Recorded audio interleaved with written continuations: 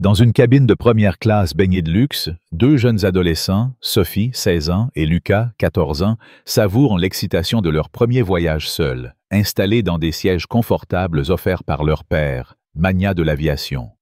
Mais leur joie est brutalement interrompue par une hôtesse de l'air, Marie, qui, mue par des préjugés odieux, les accuse publiquement de voler leur place et les force à rejoindre l'économie sous les regards moqueurs. Ce qu'elle ignore, leur père possède la compagnie aérienne et cette humiliation publique déclenchera une tempête de conséquences. Si cette injustice vous révolte, aimez cette histoire et laissez un commentaire avec le mot « justice » pour soutenir Sophie et Lucas dans leur quête de vérité. Sophie et Lucas, frères et sœurs, s'installent dans leur siège spacieux de première classe, les yeux pétillants d'excitation. Sophie, l'aînée, ajuste soigneusement son sac à dos sous le siège, tandis que Lucas, tout juste adolescent, boucle sa ceinture avec un sourire timide, admirant les avions qui glissent lentement sur le tarmac à travers le hublot. Leur père, Martin Dubois, un homme d'affaires respecté et propriétaire de la compagnie aérienne Luxair, leur a offert ses billets en récompense de leurs excellents résultats scolaires. Pour eux, c'est une aventure extraordinaire. Des sièges moelleux, un espace généreux, bien loin des souvenirs étriqués des vols en classe économique. Sophie, protectrice, veille sur Lucas, s'assurant qu'il se sent à l'aise. Elle feuillette un magazine, un léger sourire aux lèvres, savourant ce moment de fierté et de responsabilité. Lucas, quant à lui, ne peut détacher ses yeux du hublot, émerveillé par le ballet des avions. L'ambiance est légère, presque magique, jusqu'à ce que l'ombre menaçante de l'hôtesse Marie vienne tout bouleverser. Marie, une hôtesse expérimentée, arpente l'allée avec une assurance arrogante. Ses années de service lui ont conféré une autorité incontestée à bord. Son uniforme impeccable et sa posture rigide renforçant son aura de contrôle absolu. En croisant le regard de Sophie et Lucas, son sourire professionnel s'efface instantanément, remplacé par une moue de suspicion. Elle s'arrête net à côté de leur siège, les scrutant avec un mépris à peine voilé. « Excusez-moi, êtes-vous certain d'être à votre place ?» lance-t-elle d'une voix forte, assez pour attirer l'attention des autres passagers. Sophie, surprise, lève les yeux de son magazine et tend poliment leur carte d'embarquement. « Oui, madame, siège 1A et 1B. » répond-elle calmement, sa voix douce mais assurée. Marie saisit les billets, les examine à peine, ses lèvres se pinçant en un rictus sceptique. Ces sièges sont réservés aux passagers de première classe. Où sont vos parents? Demande-t-elle, son ton chargé de condescendance, comme si la présence de deux adolescents noirs dans une cabine aussi prestigieuse était une aberration. Sophie, sentant l'hostilité, reste posée mais son cœur bat plus vite. « Nous voyageons seuls aujourd'hui, » explique-t-elle, tentant de garder son calme face à l'agressivité croissante de Marie. L'hôtesse, les mains sur les hanches, hausse un sourcil. Il doit y avoir une erreur. La première classe est coûteuse et réservée à une clientèle spécifique, lâche-t-elle, son sous-entendu raciste perçant comme une lame. Autour d'eux, les murmures des passagers commencent à s'élever. Un homme d'âge mûr, Monsieur Dupont, un homme d'affaires en costume coûteux assis non loin, intervient avec un rictus moqueur. « Laissez donc ces gamins retourner à leur place, ils n'ont rien à faire ici. » Ces mots, empreints de mépris, déclenchent des regards gênés chez certains passagers, mais d'autres hochent la tête en signe d'approbation, amplifiant l'humiliation. Sophie sent ses joues s'enflammer, tandis que Lucas, confus, baisse les yeux, ses mains serrant nerveusement les accoudoirs. Marie, encouragée par l'intervention de Dupont, redouble d'arrogance.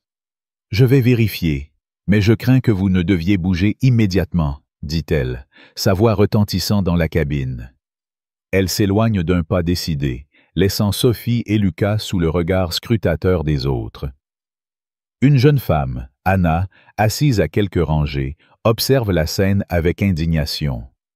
Discrètement, elle sort son téléphone et commence à filmer, capturant chaque instant de cette injustice.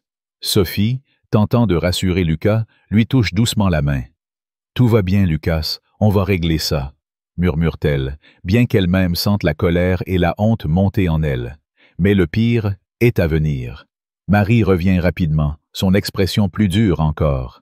« C'est bien ce que je pensais. Ces sièges ne sont pas les vôtres. Levez-vous et allez en classe économique, maintenant, » ordonne-t-elle, sa voix tranchante attirant tous les regards. Sophie, déterminée à ne pas céder, montre à nouveau les billets. « Madame, ces billets sont valides. Mon père nous les a donnés. Ce sont des billets de première classe, » insiste-t-elle, sa voix tremblant légèrement sous le poids de l'humiliation. Marie balaie l'argument d'un geste dédaigneux. « Des billets peuvent être falsifiés, surtout pour des mineurs voyageant seuls. Vous retardez l'embarquement, » crache-t-elle, attirant encore plus l'attention. Monsieur Dupont, toujours aussi odieux, ajoute avec un rictus. « Ils ont probablement volé ces billets, ça ne m'étonnerait pas. » Ces paroles venimeuses font monter la tension, et plusieurs passagers échangent des regards choqués, tandis que d'autres murmurent leur assentiment, amplifiant l'outrage. Lucas, incapable de supporter davantage, sent des larmes couler sur ses joues. Sophie, le cœur brisé par la détresse de son frère, sent une rage sourde monter en elle, mais elle se contient, refusant de donner à Marie la satisfaction d'un éclat. « Allons-y, Lucas » murmure-t-elle, ramassant leurs affaires. Sous les regards curieux et parfois méprisants, ils traversent l'allée étroite vers l'arrière de l'avion, chaque pas alourdi par l'humiliation. Anna, toujours en train de filmer, sent la colère l'envahir face à cette injustice flagrante. Elle poste immédiatement la vidéo sur les réseaux sociaux, accompagnée d'un commentaire cinglant. L'Auxerre laisse ses employés humilier des enfants pour leur couleur de peau. Honte à eux. En quelques minutes, la vidéo commence à se propager, déclenchant une vague de réactions outrées. Arrivés en classe économique, Sophie et Lucas s'installent dans des sièges étroits près du fond. Lucas, toujours en larmes, chuchote. « Pourquoi elle nous a fait ça, Sophie? On n'a rien fait de mal. » Sophie, luttant pour contenir sa propre douleur, le serre contre elle. « Ce n'est pas notre faute, Lucas. Elle s'est trompée et elle va le regretter. » assure-t-elle, bien qu'elle-même doute de ce qui va suivre. Tremblante, elle sort son téléphone et envoie un message à leur père. « Papa, on a été chassés de première classe. L'hôtesse ne croit pas que nos billets sont vrais. Elle nous a humiliés devant tout le monde. » Elle appuie sur « Envoyer », ignorant que ce message va déclencher une tempête qui ébranlera non seulement Marie, mais toute la compagnie aérienne. Pendant ce temps, Marie, satisfaite de sa résolution du problème, reprend ses tâches en première classe avec une assurance arrogante. Elle sert du champagne aux autres passagers, ignorant leurs regards gênés ou désapprobateurs. Monsieur Dupont, toujours aussi suffisant, lui lance un sourire complice, renforçant son sentiment d'avoir bien agi. Mais Anna, indignée, échange un regard avec une autre passagère, Madame Claire, une femme d'âge mûr au visage bienveillant. « Ce qu'elle a fait est inacceptable, » murmure Claire, sa voix tremblante de colère contenue. Anna hoche la tête, déterminée à faire entendre cette injustice. À l'insu de Marie, la vidéo qu'elle a postée gagne en viralité. Les commentaires outrés affluent. « C'est du racisme pur. L'Auxerre doit répondre de ça. Ces enfants méritent justice. » Dans l'ombre, le message de Sophie atteint son père, Martin Dubois. Un homme dont la réputation dans l'industrie aéronautique est aussi imposante que son sens de la justice. En lisant les mots de sa fille, son visage s'assombrit, une colère froide montant en lui. Il décroche immédiatement son téléphone, composant le numéro du siège de l'Auxerre. « Je veux parler au capitaine de ce vol. Tout de suite, » ordonne-t-il, sa voix calme mais empreinte d'une autorité implacable. À bord, l'atmosphère devient tendue. Les passagers, sentant qu'un drame se prépare, échangent des regards nerveux. Marie, toujours ignorante de la tempête qui s'annonce, continue ses tâches, convaincue d'avoir maintenu l'ordre dans sa cabine. Mais l'appel du cockpit qui retentit soudain va bientôt faire voler en éclats son arrogance et son assurance. Sophie, assise à côté de Lucas, sent son cœur battre à tout rompre. Elle essaie de le distraire en lui montrant des photos sur son téléphone, mais son esprit est ailleurs, rongé par l'injustice qu'ils viennent de subir. Pourquoi leur couleur de peau a-t-elle suffi à faire d'eux des suspects? Pourquoi Marie a-t-elle choisi l'humiliation publique plutôt qu'une simple vérification discrète? Ces questions tourbillonnent dans son esprit, alimentant une colère qu'elle peine à contenir. Lucas, toujours bouleversé, murmure « On aurait dû rester, Sophie. On avait le droit d'être là. » Sophie, les larmes aux yeux mais déterminée à rester forte pour son frère, lui répond doucement « On va régler ça, Lucas. Papa va s'en occuper. » À cet instant, son téléphone vibre, affichant un message de son père. « Restez calme, je m'occupe de tout. » Ces mots, simples mais puissants, allument une lueur d'espoir dans le cœur de Sophie, bien qu'elle ignore encore l'ampleur des conséquences qui attendent Marie et l'ensemble de Luxair. Dans la cabine de première classe, l'atmosphère reste lourde. Certains passagers, choqués par l'incident, évitent le regard de Marie, tandis que d'autres, comme M. Dupont, continuent de la soutenir avec des hochements de tête approbateurs. Mais Anna, toujours furieuse, partage la vidéo avec ses contacts, déterminée à ce que l'injustice ne passe pas inaperçue. Madame Claire, assise à côté, lui murmure « J'ai déjà vu cette hôtesse maltraiter d'autres passagers. Elle choisit toujours les mêmes cibles. » Ces mots, chargés de sous-entendus, renforcent la colère d'Anna, qui répond « Cette fois, elle ne s'en sortira pas comme ça. » La vidéo, désormais vue par des milliers de personnes, commence à attirer l'attention des médias et les hashtags Justice pour Sophie et Lucas et #LuxairRacisme inondent les réseaux sociaux. Alors que le vol se poursuit, un appel retentit dans le système interne de l'avion.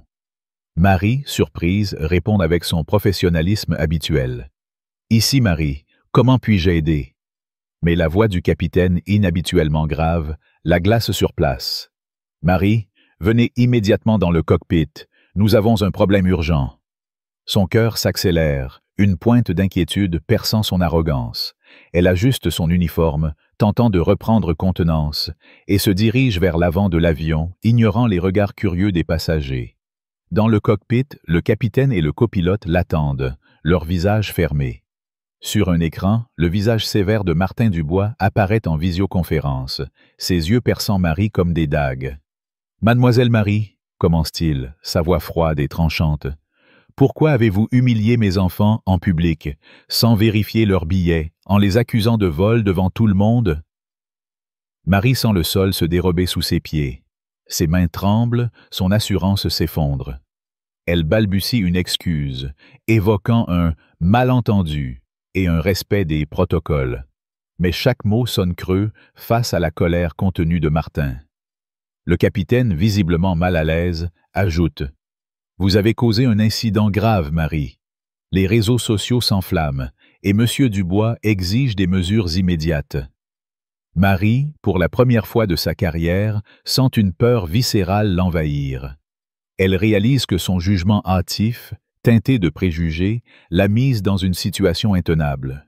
Les murmures des passagers, les regards accusateurs, la vidéo virale, tout converge pour faire de cet instant le début de sa chute. Sophie, toujours en classe économique, serre la main de Lucas qui commence à se calmer sous son influence apaisante. Mais en elle, la colère brûle encore. L'humiliation publique, les paroles venimeuses de M. Dupont, l'indifférence de certains passagers, tout cela alimente un sentiment d'injustice qu'elle n'a jamais ressenti auparavant. Pourtant, elle sait que son père ne laissera pas cette affaire sans suite. Alors que l'avion continue son trajet, les réseaux sociaux s'embrasent, les appels à la justice se multiplient, et Luxair se retrouve au cœur d'un scandale sans précédent. Marie, toujours dans le cockpit, sent le poids de ses erreurs s'abattre sur elle, ignorant encore à quel point cette journée va bouleverser sa vie et celle de tous ceux impliqués. La cabine de l'avion vibrait d'une tension palpable, les murmures des passagers s'amplifiant comme une tempête sur le point d'éclater. À l'arrière, Sophie, toujours assise à côté de Lucas en classe économique, tentait de calmer son frère, dont les larmes avaient séché, mais dont les yeux trahissaient encore une blessure profonde.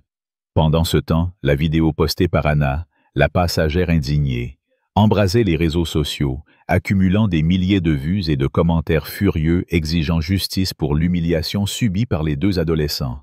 Dans le cockpit, Marie, l'hôtesse arrogante, se tenait face à l'écran où le visage glacial de Martin Dubois, père de Sophie et Lucas, et propriétaire de Luxair, la fixait avec une colère contenue. Ce qu'elle avait pris pour une simple erreur de siège était en train de se transformer en un scandale retentissant, et la tempête de conséquences qu'elle avait déclenchée allait bientôt la submerger. La rage des passagers, amplifiée par les révélations accablantes d'une autre voyageuse, Madame Claire, et l'indignation mondiale sur les réseaux sociaux, faisait monter l'enjeu à un niveau explosif, exposant au grand jour les préjugés odieux qui avaient guidé les actions de Marie. Marie, debout dans le cockpit, sentait son cœur battre à tout rompre. Le capitaine, un homme d'une cinquantaine d'années au regard sévère, se tenait à côté d'un écran où Martin Dubois, en visioconférence depuis son bureau, semblait prêt à la réduire en cendres par la seule force de sa présence. « Mademoiselle Marie, » commença-t-il, sa voix d'un calme terrifiant, « vous avez accusé mes enfants de voler leurs billets, vous les avez humiliés publiquement. Et tout cela sans même vérifier leur carte d'embarquement. Savez-vous ce que votre comportement a déclenché? » Marie, la gorge nouée, tenta de répondre, mais ses mots s'étranglèrent. « Monsieur, c'était un malentendu. J'ai suivi les protocoles, » balbutia-t-elle, sa voix tremblante trahissant son désarroi. Mais Martin l'interrompit d'un ton cinglant. « Un malentendu? Vous avez jugé mes enfants sur leur apparence, leur couleur de peau, et vous avez osé les traiter comme des criminels devant tout le monde. » Chaque mot était comme une gifle, et Marie sentit le sol se dérober sous ses pieds. Le capitaine, visiblement mal à l'aise, ajouta « Marie, la vidéo de l'incident est partout sur Internet. Les gens sont furieux, et Luxair est au bord d'une crise majeure. » Dans la cabine, l'atmosphère devenait irrespirable. Anna, la passagère qui avait filmé l'incident, discutait à voix basse avec Madame Claire, une femme élégante d'une soixantaine d'années, dont le visage exprimait une colère contenue. « Ce n'est pas la première fois que je vois cette hôtesse agir ainsi, » confia Claire, ses mains crispées sur son sac. « Il y a quelques mois, sur un autre vol, elle a humilié une famille d'origine maghrébine, les accusant de causer des problèmes sans raison. C'est toujours le même schéma. Elle choisit ses cibles selon ses préjugés. » Anna, révoltée, tapa un message sur son téléphone, ajoutant le témoignage de Claire à sa publication virale. « Luxair doit agir. Cette hôtesse est une honte, » écrivit-elle, et les commentaires affluaient. « C'est inacceptable. Honte à Luxair. Justice pour Sophie et Lucas. » La colère collective grondait, et chaque nouveau partage de la vidéo attisait davantage l'indignation mondiale. Pendant ce temps, en classe économique, Sophie serrait la main de Lucas, essayant de lui insuffler du courage. « Tout va s'arranger, Lucas. Papa ne laissera pas ça passer, » murmura-t-elle, bien que sa propre colère bouillonnait. Les mots cruels de Marie, les ricanements de M. Dupont, cet homme d'affaires arrogant qui avait amplifié leur humiliation, résonnaient encore dans son esprit. Elle se remémorait chaque détail. La façon dont Marie avait jeté un regard dédaigneux sur leurs billets, l'accusation implicite qu'ils ne méritaient pas d'être en première classe, et les commentaires racistes de Dupont qui avait osé dire « Ces gamins n'ont rien à faire ici, ils ont dû voler ces billets. » Sophie, malgré sa jeunesse, comprenait la laideur de ses préjugés, et cela alimentait une rage qu'elle peinait à contenir. Mais elle restait forte pour Lucas, qui, toujours fragile, murmurait « Pourquoi il nous déteste, Sophie? On n'a rien fait. » Ces mots brisèrent le cœur de Sophie, mais elle ravala ses larmes, déterminée à ne pas laisser l'injustice les briser. Dans le cockpit, Martin Dubois continuait de presser Marie, son ton devenant de plus en plus incisif. « Vous avez non seulement humilié mes enfants, mais vous avez aussi terni la réputation de ma compagnie. Savez-vous ce que cela signifie pour Luxair? Les passagers exigent des comptes et je ne tolérerai pas que de tels comportements racistes se produisent sous mon nom. » Marie, acculée, tenta une dernière défense. « Monsieur, je n'ai jamais voulu. Je pensais qu'il y avait une erreur. Mais Martin la coupa net. « Vous pensiez? Vous n'avez pas pensé une seconde. Vous avez agi par pur préjugé, et maintenant vous allez en assumer les conséquences. » Le capitaine, sentant l'urgence, intervint. « Marie, vous devez immédiatement retourner en cabine et présenter des excuses publiques à Sophie et Lucas. Ensuite, nous discuterons de mesures disciplinaires une fois la terre. » Marie blême hocha la tête, incapable de protester, mais en elle une colère sourde montait. Comment osait-il la mettre ainsi au pilori pour une simple erreur? De retour en première classe, Marie, le visage crispé, se força à reprendre son rôle. Mais l'ambiance avait changé. Les passagers, informés par la vidéo virale, la regardaient avec méfiance. Monsieur Dupont, toujours aussi suffisant, lui lança un sourire complice, comme pour la féliciter d'avoir remis ses gamins à leur place. Mais Madame Claire, indignée, se leva soudainement, attirant tous les regards. « Vous devriez avoir honte !» lança-t-elle à Marie, sa voix tremblante de colère. « J'ai vu comment vous avez traité ces enfants, et ce n'est pas la première fois que vous agissez ainsi. J'étais sur un vol il y a 3 mois où vous avez harcelé une femme voilée sans raison. Vous choisissez vos victimes, et c'est révoltant. » Les mots de Claire, pleins de vérité crue, firent l'effet d'une bombe. Les passagers, choqués, commencèrent à murmurer, certains applaudissant même Claire pour son courage. Marie, rouge de honte, tenta de répondre. « Madame, je respecte les règles. » Mais sa voix fut noyée par les protestations. Anna, filmant toujours, captura cette confrontation, ajoutant une nouvelle couche au scandale en ligne. Forcée par l'ordre du capitaine, Marie se dirigea vers la classe économique, chaque pas alourdi par la peur et l'humiliation. Arrivée près de Sophie et Lucas, elle s'éclaircit la gorge, sa voix tremblante mais dépourvue de sincérité. « Mademoiselle Sophie, Maître Lucas, je m'excuse pour le malentendu. Vos billets sont valides, vous pouvez retourner en première classe, » dit-elle, évitant leur regard. Mais son ton mécanique, presque arrogant, ne fit qu'attiser la colère des passagers autour. Sophie, fixant Marie avec une intensité calme, répondit posément. « Vous nous avez traités comme des voleurs devant tout le monde. Pourquoi? Parce qu'on ne ressemblait pas à vos passagers habituels. » Sa question, tranchante comme une lame, fit taire l'assemblée.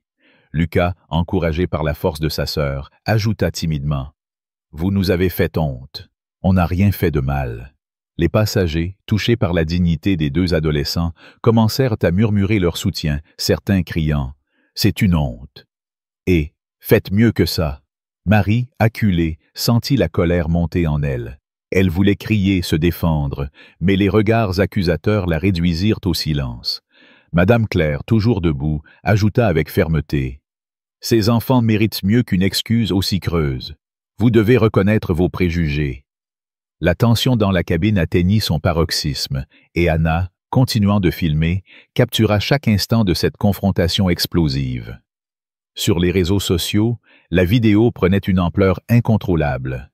Les hashtags #NadJustice pour Sophie et Lucas et #LuxairRacisme devenant viraux à l'échelle mondiale. Des journalistes commençaient à contacter Luxair, exigeant des réponses, tandis que des associations de défense des droits humains appelaient à un boycott de la compagnie. Sophie, malgré sa colère, resta digne. Elle prit la main de Lucas et se leva, ramassant leurs affaires avec une grâce qui contrastait avec l'arrogance de Marie. « Allons-y, Lucas. On mérite d'être là-haut, » dit-elle, sa voix ferme mais empreinte de douleur. Les passagers les regardèrent remonter l'allée vers la première classe, certains applaudissant doucement en signe de solidarité. Marie, forcée de les escorter, sentit chaque regard comme une accusation. Monsieur Dupont, toujours insensible, marmonna quelque chose d'inintelligible, mais un regard sévère de Madame Claire le fit taire.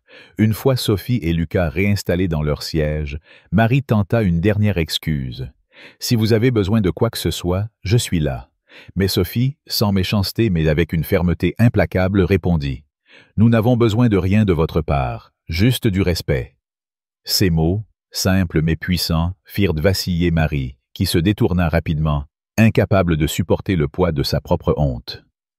Dans le cockpit, le capitaine reçut un nouvel appel de Martin Dubois, dont la colère n'avait pas faibli. « Je veux que cette hôtesse soit suspendue immédiatement, » ordonna-t-il. « Et je veux une enquête complète sur les pratiques de votre équipage. Ce genre de comportement ne sera plus toléré dans ma compagnie. » Le capitaine, conscient de l'ampleur du scandale, acquiesça. « Marie sera suspendue dès l'atterrissage, monsieur. Nous prenons cela très au sérieux. » Mais Martin, inflexible, ajouta « Ce n'est pas seulement une question de discipline, c'est une question de valeur. Mes enfants ne seront pas les derniers à subir ce genre de traitement si nous ne changeons pas les choses. » Sa voix, bien que calme, portait une détermination qui fit frissonner le capitaine. En classe économique, Anna et Madame Claire continuaient de discuter, unis par leur indignation. « J'ai envoyé la vidéo à plusieurs médias », confia Anna. « Le monde doit savoir ce qui s'est passé. » Madame Claire hocha la tête, les yeux brillants de colère. Ces enfants ont montré plus de dignité que cette hôtesse n'en aura jamais. Mais elle n'est pas la seule à blâmer. Ce monsieur Dupont, ses paroles étaient tout aussi toxiques. Anna, déterminée, répondit. « Il ne s'en sortira pas non plus. J'ai filmé ses commentaires. Ils sont dans la vidéo. » À cet instant, un autre passager, un jeune homme nommé Julien, se joignit à la conversation. « J'ai honte d'avoir assisté à ça sans rien dire, » admit-il. « Mais maintenant, je veux aider. Comment puis-je soutenir ces enfants? » Anna, sans hésiter, lui tendit son téléphone. « Partagez la vidéo. Dites au monde que ce n'est pas acceptable. » À l'approche de l'atterrissage, l'atmosphère à bord restait tendue. Les passagers, informés par leur téléphone, suivardaient en temps réel l'explosion du scandale sur les réseaux sociaux. Certains lançaient des regards accusateurs à Marie qui, pour la première fois, semblait perdre son assurance. Elle s'était isolée dans la galerie, évitant les regards, ses mains tremblantes alors qu'elle tentait de se servir un café. Une autre hôtesse, Camille, plus jeune et visiblement mal à l'aise, s'approcha d'elle. « Marie, tu es sûre que tu as bien agi? Ces enfants avaient des billets valides » murmura-t-elle, craignant une réaction.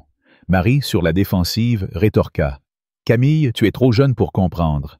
Parfois, il faut être ferme pour maintenir l'ordre. » Mais ces mots sonnaient creux, et Camille, secouant la tête, s'éloigna, visiblement déçue par l'entêtement de sa collègue. Lorsque l'avion atterrit, la tension était à son comble.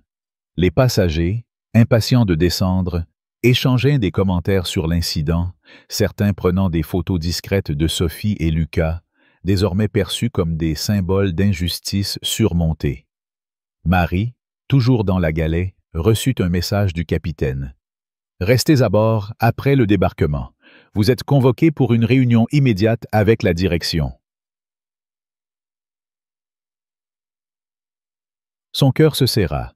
Elle comprit enfin que son comportement, qu'elle avait cru justifié, allait avoir des conséquences dévastatrices. Sophie, en quittant l'avion avec Lucas, aperçut leur père, Martin, qui les attendait à la porte de débarquement. Son visage, habituellement calme, trahissait une colère contenue, mais ses yeux s'adoucirent en voyant ses enfants. Il les serra dans ses bras, murmurant « Vous avez été si courageux. Je suis tellement désolé que vous ayez dû vivre ça. » Martin, tournant son regard vers les représentants de l'Auxerre qui l'attendaient, déclara d'une voix ferme « Cet incident ne concerne pas seulement mes enfants. Il concerne chaque passager qui pourrait être victime de tels préjugés. Je veux des changements, et je les veux maintenant. » Les employés hochèrent la tête, conscients que le scandale menaçait l'avenir de la compagnie. Pendant ce temps, Marie, escortée par 2 agents de sécurité, quitta l'avion sous les regards accusateurs des derniers passagers. Elle passa près de Sophie et Lucas, incapables de croiser leurs yeux. Sophie, toujours digne, ne dit rien, mais son regard parlait pour elle. Une colère silencieuse, mêlée de pitié pour une femme qui avait laissé ses préjugés détruire sa propre carrière. Alors que Sophie, Lucas et leur père s'éloignaient dans le terminal, la vidéo d'Anna continuait de faire des vagues, attirant l'attention de médias internationaux. Les titres étaient cinglants. L'Auxerre accusé de racisme flagrant. Des enfants humiliés par une hôtesse arrogante.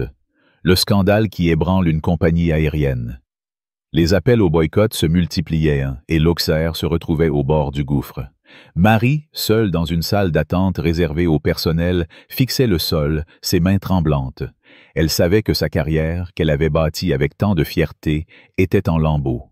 Mais plus encore, elle commençait à ressentir le poids de sa propre faute, bien que son orgueil l'empêchât encore de l'admettre pleinement. Pour Sophie et Lucas, le chemin vers la guérison serait long. Mais leur dignité intacte et le soutien de leur père leur donnaient de la force de continuer. La tempête de la justice ne faisait que commencer, et elle allait tout changer. L'aéroport vibrait d'une énergie fébrile, mais dans le salon VIP où Sophie, Lucas et leur père, Martin Dubois, s'étaient retirés, une tension différente régnait. Une colère profonde mêlée d'une détermination farouche a transformé une injustice en un catalyseur de changement. La vidéo virale d'Anna, relayée par des milliers d'internautes, avait transformé l'humiliation publique des deux adolescents en un scandale mondial, mettant Luxair au bord d'une crise sans précédent. Les hashtags #Justice pour Sophie et Lucas et Luxair Racisme dominaient les réseaux sociaux, et les médias internationaux exigeaient des réponses. Marie, l'hôtesse responsable, désormais suspendue, se retrouvait seule face à ses erreurs, confrontée à une vérité qu'elle avait longtemps ignorée. Ses préjugés avaient non seulement blessé deux enfants innocents, mais aussi ébranlé une compagnie entière. Alors que Sophie et Lucas cherchaient à panser leurs blessures, un rebondissement choquant, le refus initial de Marie de s'excuser sincèrement et les révélations accablantes sur d'autres incidents similaires attisaient la fureur des passagers et du public, faisant monter l'enjeu à un niveau explosif. Cette tempête de justice allait non seulement bouleverser la vie de chacun, mais aussi redéfinir les valeurs d'une industrie entière. Dans le salon VIP, Martin Dubois, assis face à ses enfants, observait Sophie et Lucas avec une tendresse mêlée de colère contenue. Sophie, toujours protectrice, tenait la main de Lucas, dont le visage trahissait encore l'écho de l'humiliation subie. « Papa, pourquoi est-ce qu'on doit toujours prouver qu'on a le droit d'être là ?» demanda Lucas, sa voix tremblante de confusion et de douleur. Martin, le regard intense, posa une main rassurante sur l'épaule de son fils. « Ce n'est pas vous qui devez prouver quoi que ce soit, Lucas. Ce sont eux, ceux qui jugent sans savoir, qui doivent changer. Et je vous promets que nous allons faire en sorte que cela arrive, » répondit-il, sa voix ferme mais empreinte d'une promesse inébranlable. Sophie, pensive, ajouta, « Ce n'était pas juste nous, papa. Cette hôtesse, elle a fait ça à d'autres, n'est-ce que pas? » Martin hocha la tête, son visage s'assombrissant. « Oui, Sophie. Et c'est pourquoi ce que vous avez vécu ne restera pas sans conséquence. Nous allons transformer cette douleur en quelque chose de puissant. » À l'autre bout de l'aéroport, Marie, escortée par deux agents de sécurité, traversait un couloir austère menant à une salle de réunion réservée à la direction. Chaque pas résonnait comme un glas, amplifiant son anxiété. Les regards des employés qu'elle croisait, certains curieux, d'autres ouvertement hostiles, lui rappelaient l'ampleur du scandale qu'elle avait déclenché. Dans la salle, 3 cadres supérieurs de Luxair l'attendaient. Rebecca Laurent, une femme connue pour son équité, mais aussi pour sa rigueur implacable. Jonathan Moreau, un homme posé mais ferme. Et Claire Dubois, aucun lien avec Martin, une experte en relations publiques dont le visage trahissait une colère froide face à la crise médiatique. Rebecca prit la parole, sa voix tranchante. « Marie, votre comportement sur le vol 236 a non seulement humilié 2 jeunes passagers, mais aussi mis en péril la réputation de Luxair.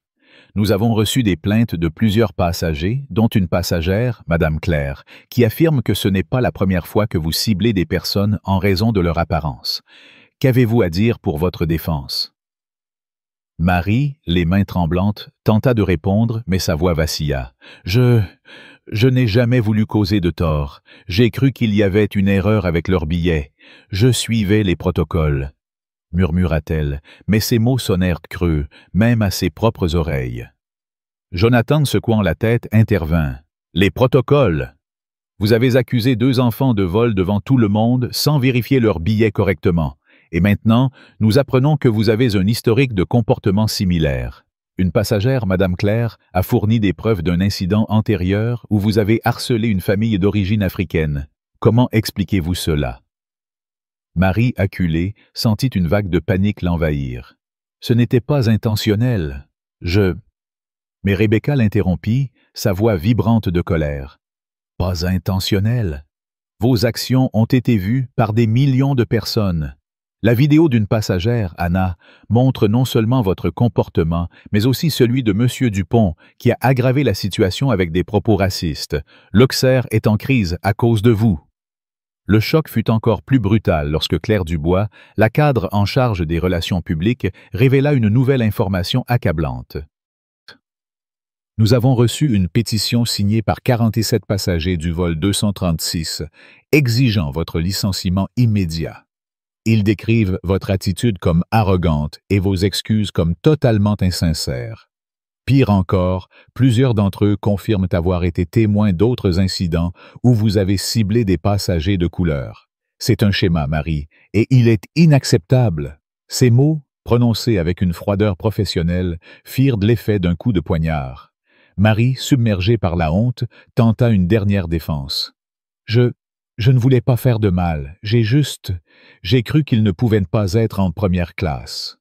Mais sa voix s'éteignit sous le poids des regards accusateurs. Rebecca, les lèvres pincées, ajouta « Vous avez cru?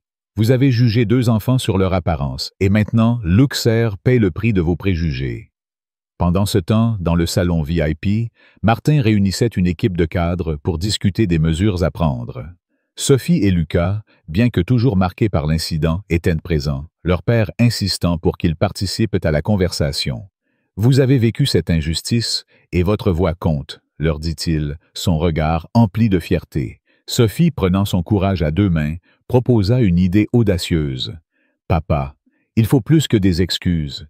Il faut former tout le personnel à reconnaître leurs préjugés. Ce qui nous est arrivé ne doit plus jamais se reproduire, pour personne. » Lucas, encouragé par sa sœur, ajouta timidement. « Et il faut punir ceux qui font ça.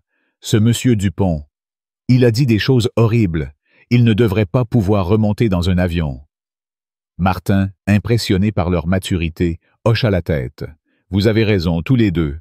Nous allons mettre en place des formations obligatoires sur l'égalité et la lutte contre les préjugés, et nous allons bannir monsieur Dupont de Luxair à vie. » Cette décision fut rapidement mise en œuvre. Monsieur Dupont, informé de son interdiction de vol à vie, tenta de protester, envoyant un courriel virulent à Luxair, dans lequel il qualifiait l'incident de « malentendu exagéré » et accusait Sophie et Lucas d'avoir provoqué la situation. Ce courriel, fuité sur les réseaux sociaux par un employé anonyme, déclencha une nouvelle vague de fureur publique. Les internautes, scandalisés par l'arrogance de Dupont, inondèrent les plateformes de commentaires. « Cet homme est une honte. Luxair, maintenez cette interdiction.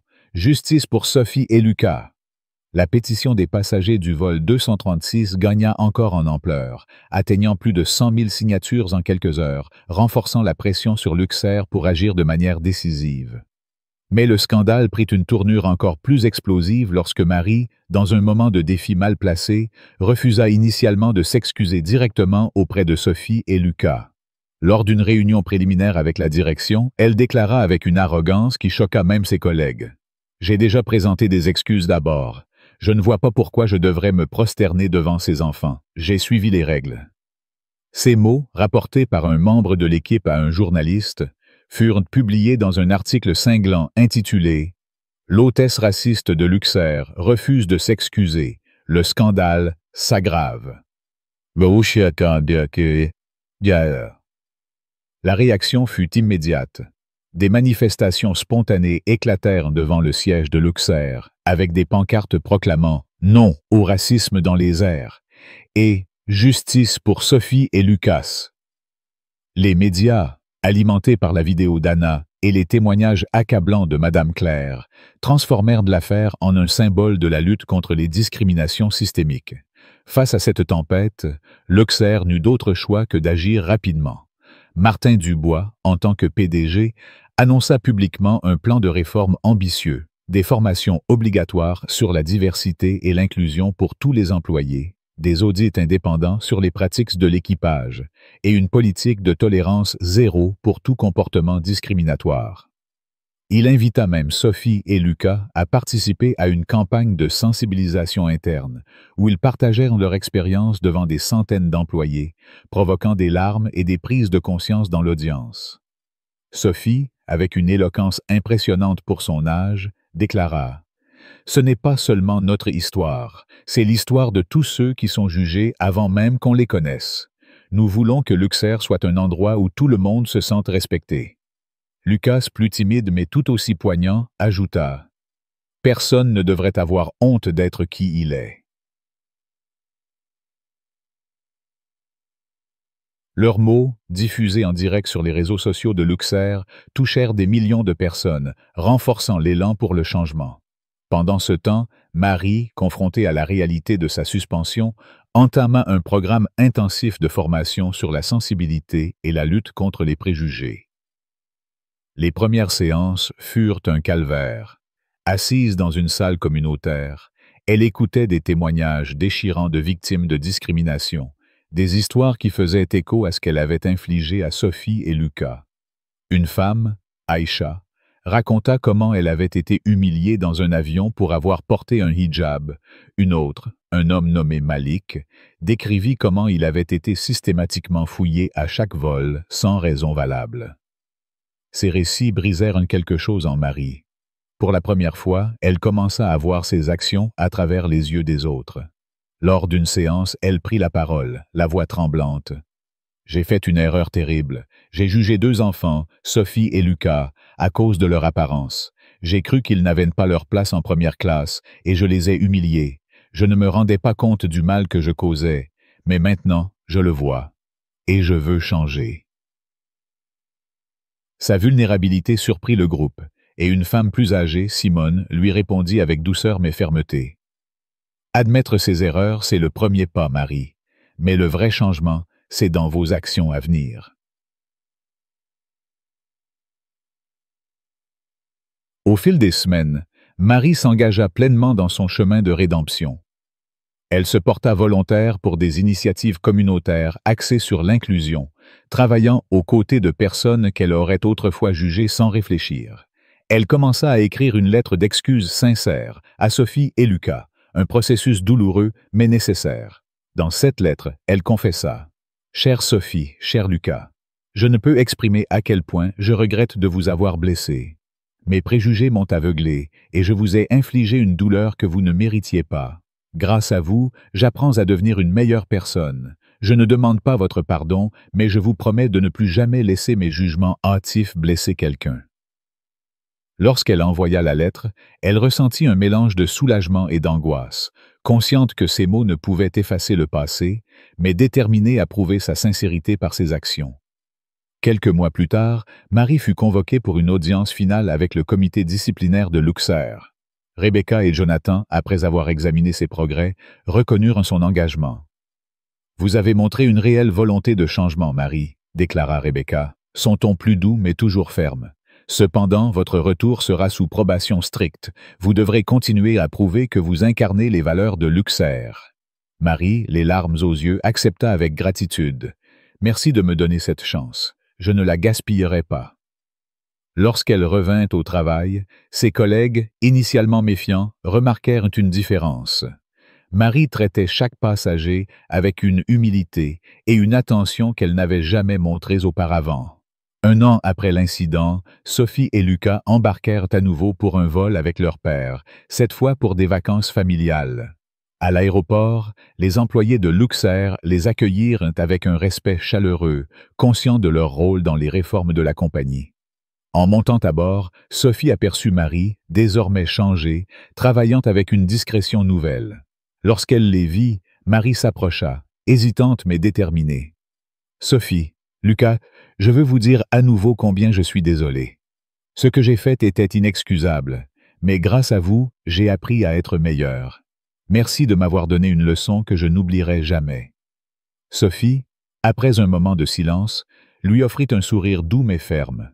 « Merci de vos excuses, Marie. J'espère que vous continuerez à changer, pour tout le monde. » Lucas, plus confiant qu'auparavant, ajouta « On veut juste que personne d'autre ne vive ça. » Alors que l'avion décollait, Sophie regarda par le hublot, le ciel bleu s'étendant à l'infini. Elle ressentait une paix nouvelle, mêlée de fierté. Leur expérience douloureuse avait déclenché une vague de changements, des politiques plus strictes, des formations qui transformaient les mentalités, et une compagnie qui, bien qu'imparfaite, s'efforçait de devenir meilleure. Marie, de son côté, continuait son travail avec une humilité retrouvée, déterminée à honorer la seconde chance qu'elle avait reçue. Pour Sophie, Lucas et même Marie, cette épreuve avait révélé une vérité profonde. La justice et le changement naissent souvent des moments les plus douloureux, à condition d'avoir le courage de les affronter avec honnêteté, compassion et détermination.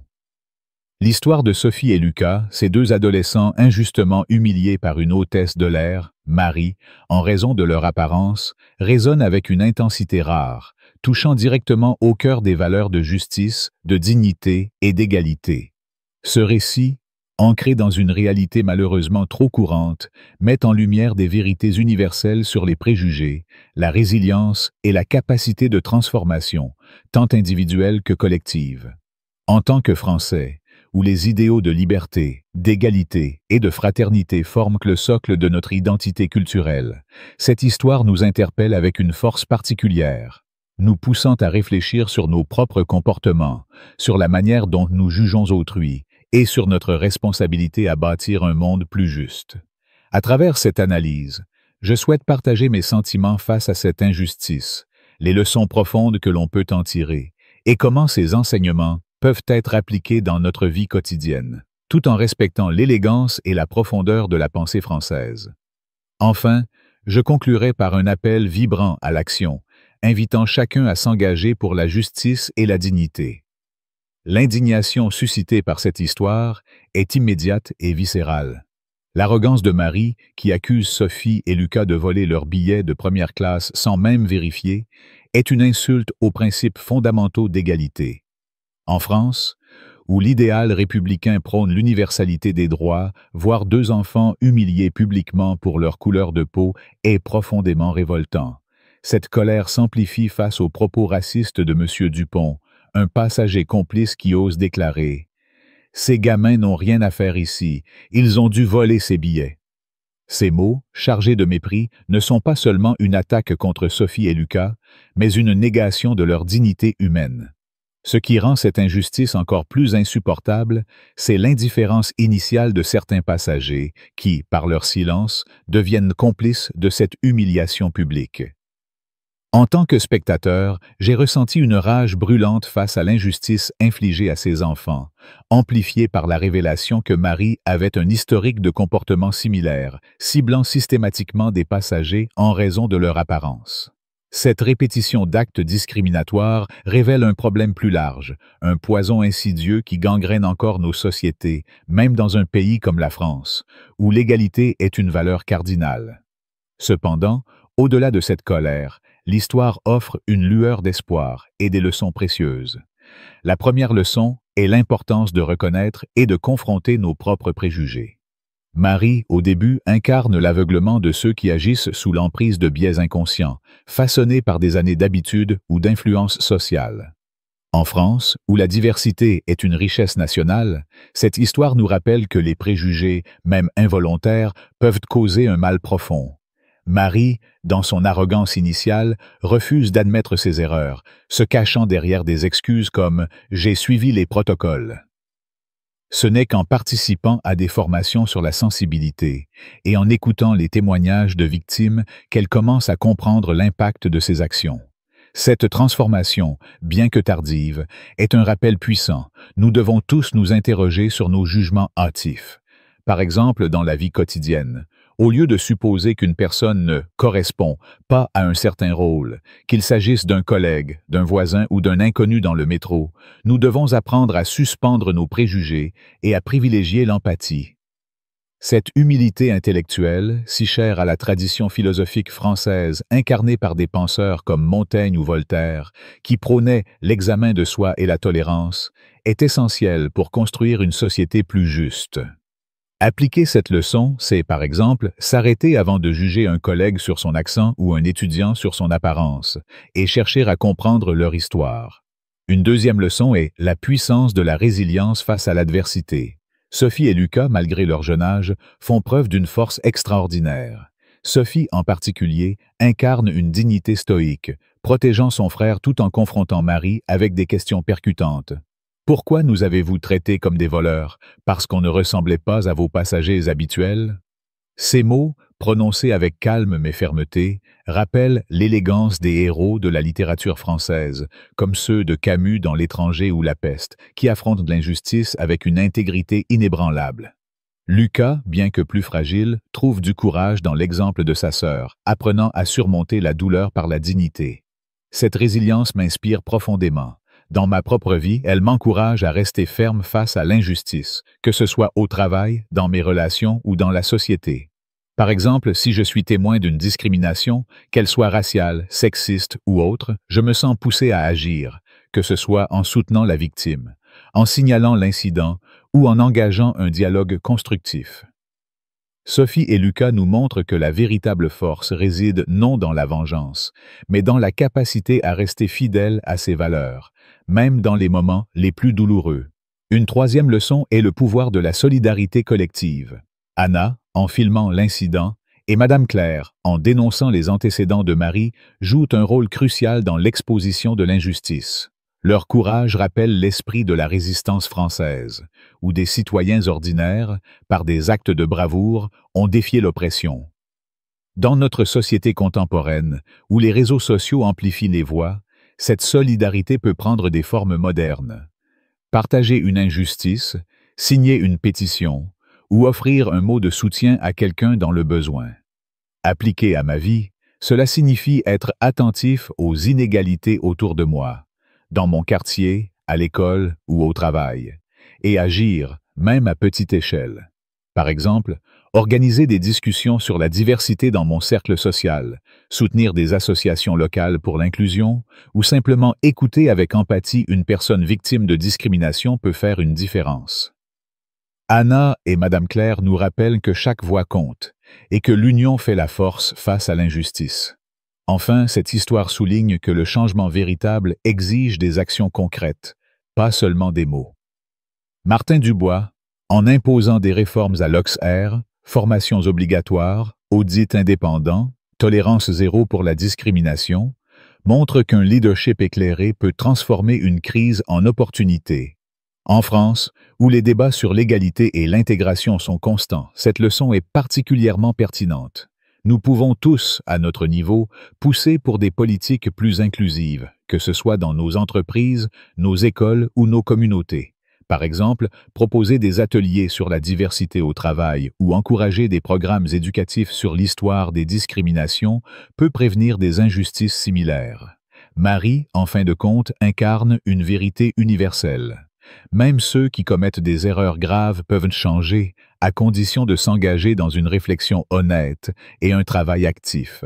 Sa transformation, bien que difficile, est un espoir pour nous tous. Il n'est jamais trop tard pour apprendre et s'améliorer. Dans la culture française, où la réflexion et le débat sont des piliers, cette histoire nous invite à incarner les valeurs de la République dans nos actions quotidiennes. Elle nous rappelle que l'égalité n'est pas un slogan, mais un combat constant, exigeant courage, compassion et responsabilité. Appliquons ces leçons en confrontant nos préjugés, en soutenant les victimes d'injustice et en œuvrant pour un monde où chacun est traité avec dignité. Si cette histoire vous a ému, je vous invite à liker, partager et vous abonner à la chaîne pour découvrir d'autres récits inspirants. Laissez un commentaire avec le mot « justice » pour montrer votre soutien à Sophie et Lucas, et pour affirmer que, ensemble, nous pouvons construire un avenir où la dignité et l'égalité triomphent.